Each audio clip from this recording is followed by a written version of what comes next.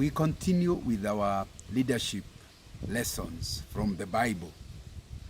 We are going through various Bible characters, and our intention is to draw lessons out of each of the Bible characters on what it means to be a leader, what is the differentiating factor for good or bad leadership, mediocre and great leadership.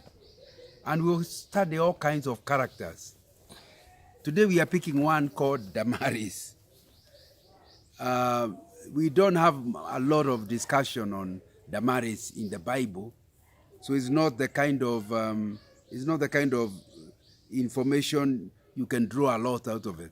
But looking at circumstances, we will draw lessons out of the story of this lady called Damaris. You know, this woman is in the city of Athens.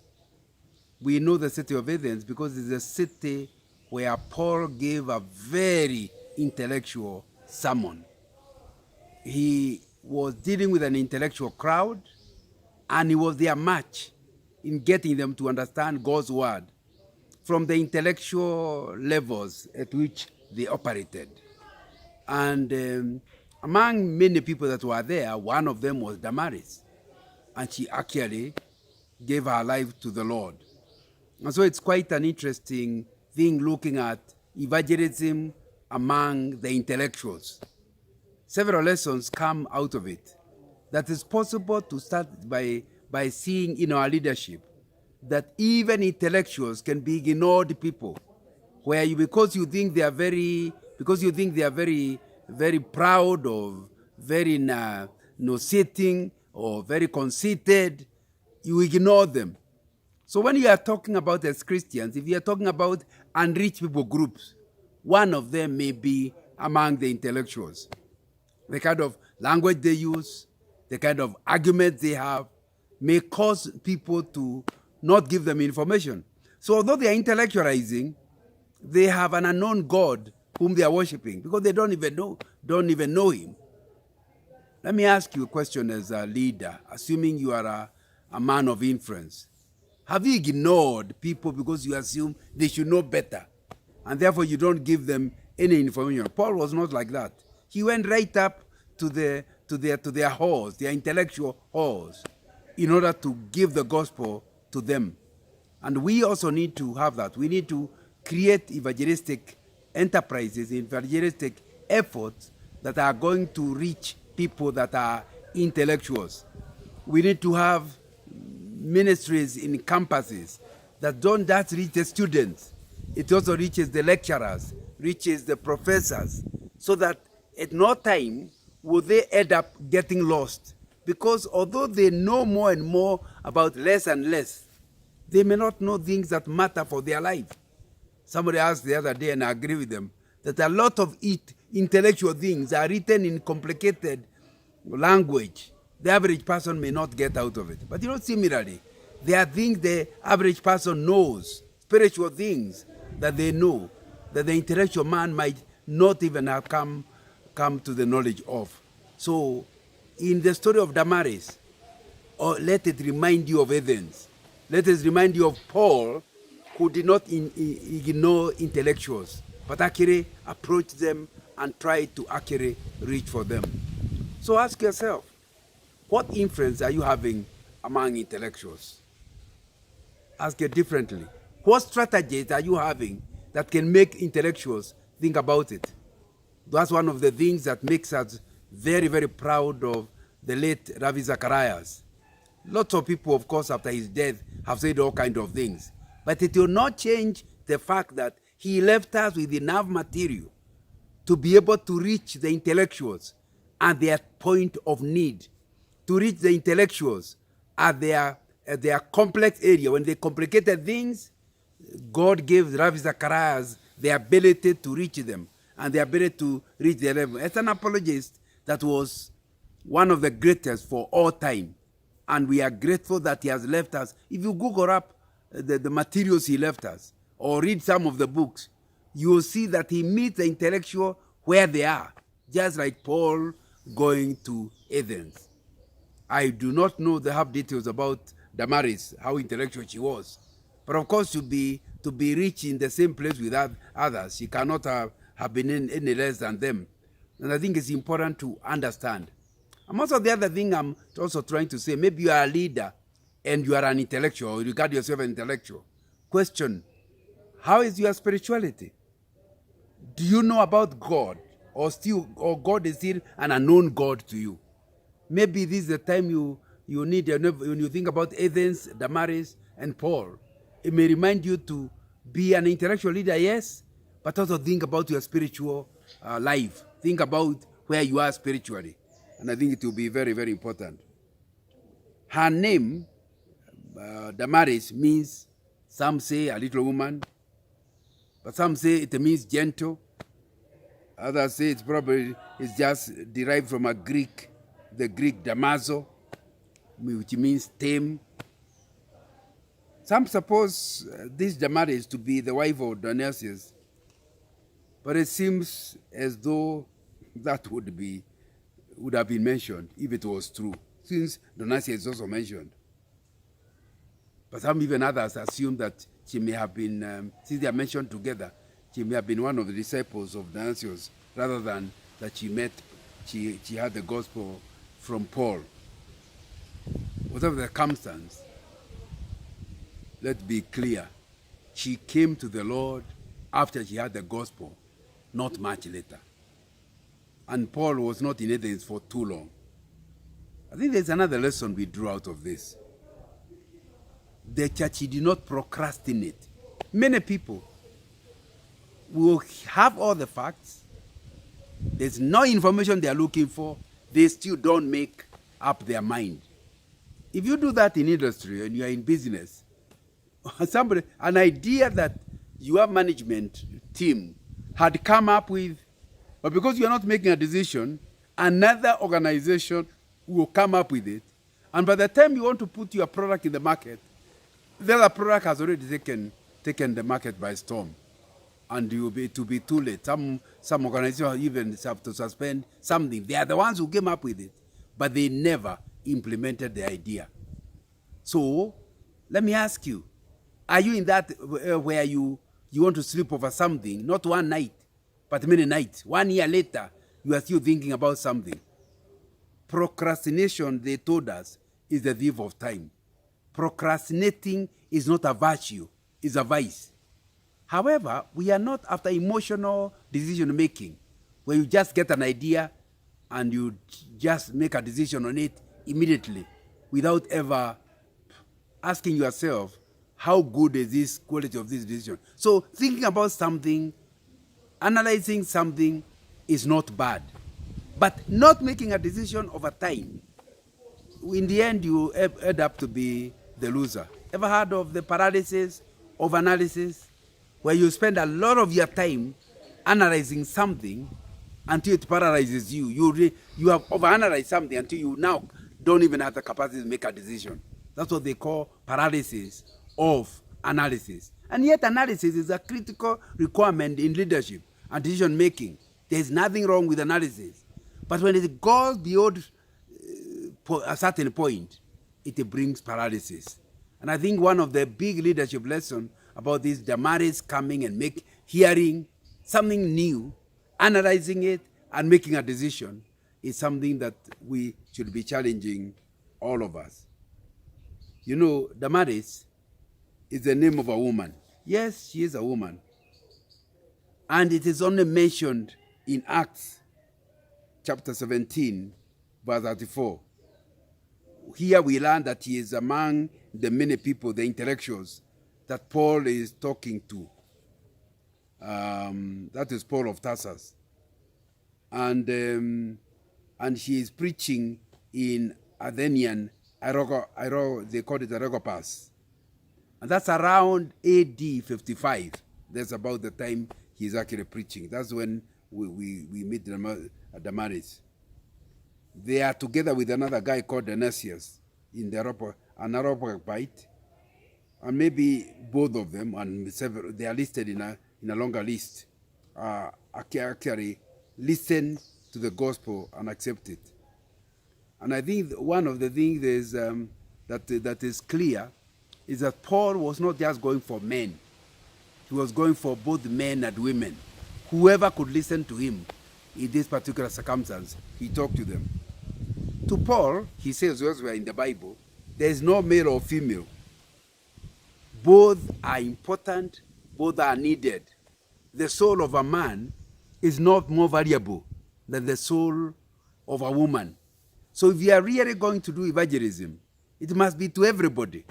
Sometimes we seem to favor women. We spend all our time talking to women. Many men are left out. People don't even want to reach those who are in the bar, don't want to reach those who are in brothels, don't want to reach those. Wherever the men are, they are as important as women. A church of women alone is not what Christ died for. He died for both men and women. We as leaders must also have the same kind of idea. In your organization, you must create room that allows women to give their best, just as it gives opportunity to men to create their best. To Paul, both women and men matter. And the New Testament gives a place for women that had not been given in the Old Testament and in many cultures of our time and in the past. So I think this is one of the lessons we learn out of the story of Damaris. It's just remind ourselves that we will be held accountable by our Maker, by the one who called us to leadership, on what we did with either gender that he provided for us. Did we use their talents well? Did we channel did we develop them well? Did we realize the calling, our calling, by being inclusive, or are we actually exclusive? Smith's Bible Dictionary talks of Damaris possibly as a corruption of Damaris, a haver. This name is of a female Christian, like we saw earlier. The fact he is mentioned in this passage, however, just a mention, the fact that he is mentioned in this passage, together with Damaris, the Rockapite, has led some, most probably in error, to regard her as his wife, but that's not necessarily the case. But you know, if only they had come out clear, like say Mr. and Mrs., proper naming and titling could have refused this confusion. I'm sure you wish it was clear. Was she married? Who was her husband? Some of that information helps you to understand the circumstances in which people live. But I think even in our leadership, we need to come out clear. If you are married, why are you embarrassed about it? Let people know that you are married as a man or a woman. Let them see, let's talk about it. There may be people, when you are a leader, there may be people thinking you could marry them. If only they knew you already are married, it will help sort the matter out so that you don't have to deal with that matter. They will deal with it themselves. Just simply by saying I'm married, you just sort out an issue. The same thing with women. To call yourself a mess is to actually leave people confused. If you are truly married, let people know that you are married. Your status will help sort out issues rather than create confusion. So if you are a leader, there's a certain, I'm not suggesting that you go public naked before people, but there's certain basic information that will be important. For example, these issues of are you married or not married? I think that will be important. You may not necessarily have to bring your wife along or bring your husband along, depending on the kind of work you are doing. But I think it will be an important issue that we need to deal with in leadership. So the confusion we get with Damaris and the Damaris will not actually happen into the future. So is that something? It's the same thing with women, where in a culture where you normally talk about Mr. and Mrs., and normally when you say Mr. and Mrs., you normally use the last name of the husband. When you become Mr. and Mrs., since the Mr., whenever you use the word Mr., you say Mr., the last name. So when you say Mr. and Mrs., it will be that last name. Then you have a woman who is called Mrs., but she has picked not the last name of the husband, but a middle name. Whatever the argument they use, it will create another confusion, because you will be together and I will not know that you and your husband are actually married or related, because we don't know his middle name, and you are calling yourself by that middle name that we don't know about. I think it creates the same confusion that you don't deal with. Whatever, if you are in a culture that normally refers to marriage as Mr. and Mrs., the last name of the husband, then I think it's only fair, if you don't want to create confusion, to be called by that last name, even if you don't like it. If you like the man, and that's what he has called himself, yeah. If it's not a name your husband likes, why not just go to the registrar's office and change his name? And he can be called that middle name that he has always kept as an initial.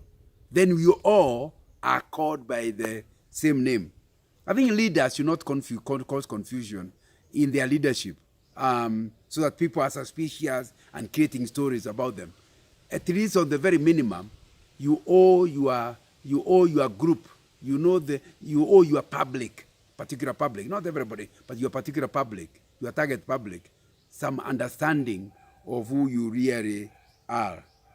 Damaris is the name of this woman, like we have seen in Acts chapter 17, and who is present at Archippus when Paul is preaching. She certainly must be one of the prominent women in Athens, in Greece, of that period, because not every woman would be in an intellectual place. I think we can say she's one of the small group of people who responded in faith to the gospel. He talked with this conference, but not many people got saved. In fact, the church didn't seem to become a famous church even after this. But she's among the few people who actually responded to the gospel. And I think that's sometimes one of the things some leaders don't want. They don't want to be the first to start something. They believe in it, but they don't want to be involved. Ever heard of do not look down on small beginnings? Because the small beginnings may be the one that will bring the big thing. Why can't you be proud that you are involved with the first meeting of that group? You are part of it. I happen to be a Gideon. We distribute Bibles all over the world. Not everywhere, but we distribute in hospitals, in schools and educational institutions, to the military, to prisons. Now, we have specific places we distribute. But we are now doing it all over the world, in all countries of the world. But that matter was started by two individuals. Just saying, by the way, we are in a hotel. What about if there are Bibles here to help us to read when we are traveling and we are free, we have time to read? That idea has gone everywhere. Now, if you don't want to be involved in small things, you deprive yourself of the opportunity of contributing to something that will become very great. Leadership, number 3 things. Do you feel God has called you to something? Yes. If you say yes to that, what can you do to get it started? What will be the benefit to the people you are targeting? If the answer is yes to all the 3 and you have the answer to that, don't procrastinate. Again, back to that word. And don't look down because you are very few of you. Maybe for the first 2-3 years, you attract a group of 10 people. But a time comes when those 10 become exponentially big and become something very big. So the question you have to establish is, do you ignore small beginnings? Damaris did not. And that's why she is being mentioned in the book of Acts, because of her involvement in the church at Athens. Paul is in Athens for the first time, I believe. And here he is preaching daily the gospel in the public square. That's what we are told in Acts chapter 17, verse 16. And by the way, he is not yet there. He is just waiting for the arrival of Silas and Timothy. according to Acts 17, verse 15. Verse 15 says, those who escorted Paul brought him to Athens and then left with instructions for Silas and Timothy to join him as soon as possible. So it's a waiting time. Again, as a leader, how many times do you do nothing during the waiting time? You know, waiting time can be something profitable. Maybe there's something you want to do next year. What should you be doing? David, the king, went through this. He was very keen that he establishes the temple for the Lord. But the Lord said, no, you are not the right person. So he knew he's not allowed to build a temple. So what did he do? He started gathering building materials. And he gathered quite a lot. His argument is, it will be my son doing it, but he will be young. Why can't I contribute? And I think this is an important thing for every leader to ask. Do you waste waiting time? It is true this is not the right time to do something. But is there something you can do today that will contribute to the success of that thing tomorrow? What is it that you should be doing that will help you in realizing whatever it is in the future? That will be something that will be very, very important. And pray that it is something that you yourself would take time, very clearly, take time and deal with it. My question is, are you procrastinating? But more important, are you using your waiting time profitably so that in the end, like Paul, you would benefit Damaris? How would Damaris have gotten to know the Lord if Paul just wasted his waiting time? I think that would be something important to mention. Some Greek philosophers heard what Paul was saying. They are clever, intellectuals. What is their response? These are strange ideas. So they moved him from the public square to Mars Hill, which was an important meeting place in the city. That's verse Acts 17, verse 19 and 20. Here, in Mars Hill, Paul, addressing his audience, he appealed to their obvious religious interests by remarking about their numerous idolatrous shrines. And what is he doing? He's moving from the known to the unknown. He wants to teach them something they haven't heard before. But we start by appreciating where they are. And in leadership, that's a very important thing. Don't come with a new idea without first of all asking, how does that new idea relate with something already there? Then start from what people know, and it will be much easier for them to understand the new idea. And that's what Paul teaches us. And that will be a very, very important point. So I think we are learning a lesson as leaders. Move from the known to the unknown. And it will be much easier to carry the people with you to the idea that you have. But I think the other thing is, we also, like we said a little earlier, about the importance of approaching the rich and the intellectuals and seeking to talk their language in a way they actually understand. Paul, in dealing with these intellectuals, he calls their attention to an altar dedicated to an unknown God in Acts 17, verse 23.